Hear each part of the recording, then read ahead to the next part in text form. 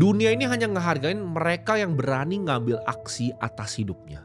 Contoh, lu bangun ya pagi ini. Ketika gue bangun, gue lihat keluarga gue ini masih miskin. Gue masih butuh duit. Orang tua gue masih butuh duit, adik gue masih butuh duit, kakak gue masih butuh duit. Gue harus ambil aksi.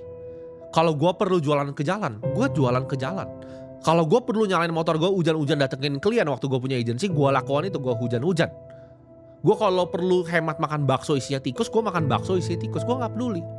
Masa lu mau biarin orang lain itu ambil aksi terhadap mimpinya dan lu cuma diam di rumah? Semua orang itu bisa mimpi ya.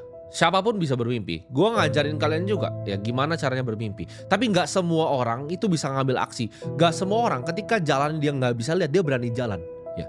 Seni hidup dan indahnya hidup ketika lu lihat di depan ya, lu gak tahu nih apa yang terjadi, tapi lu berani lompat. Lu berani untuk ambil aksi. Di saat lu tahu gitu, nggak ada yang pasti. Lu jangan kebanyakan nunggu motivasi ya, baru nunggu gue pengen termotivasi baru pengen ngambil aksi. Tindakan lu setiap hari ya, yang justru nanti bisa jadi motivasi diri lu. Ketika diri lu coba nih, oke, gue pengen beraksi ya. Lu bikin, lu pengen ngapain aja, dan lu beneran lakuin itu, maka diri lu tuh akan percaya sama diri lu sendiri. Ya. Ketika gue dulu, gue pengen bilang oke, suatu saat gue pengen bisa jadi seperti Warren Buffett. Gue ambil aksi untuk bisa kesana. Ya, gue nggak cuma tinggal bermimpi, gue bayangin gue cuma jadi Warren Buffett. Gue pengen jadi investor terbaik yang pernah lahir di Indonesia. Dan gue ambil aksi setiap harinya. Apa aja yang harus gue pelajari, apa aja yang gue harus ambil aksi, apa aja yang gue harus praktekkan. Gue harus belajar sama siapa, ilmunya gue timba dari mana. Itu gue aksi terus setiap hari, sampai detik ini. Gue ketika bisa jadi diri gue seperti sekarang, gue gak pernah raguin lagi. Jadi ketika gue bayangin, oke, gue pengen jadi investor terbaik yang pernah lahir, gue tidak pernah ragu, gue akan capai itu. Kalau gue bilang, oke, suatu saat gue akan bangun gedung gue sendiri, gue pasti bisa bangun gedung gue sendiri. Mau itu gue bangun gedungnya dari bata demi bata, fondasinya gue yang nata sendiri sampai tangan gue berdarah. Gue akan pastikan sebelum gue masuk kuburan, sebelum gue mati, gedung itu akan jadi kenyataan. Hidup ini cuma kenal dua orang, ya. Antara pemenang atau pecundang. Lu tinggal pilih ya, lu mau cuma jadi orang yang gak pernah beraksi jadi pecundang, atau lu mau jadi orang yang bisa menang. Dan gue tipe orang yang akan lakuin apapun yang harus dilakukan untuk bisa menang.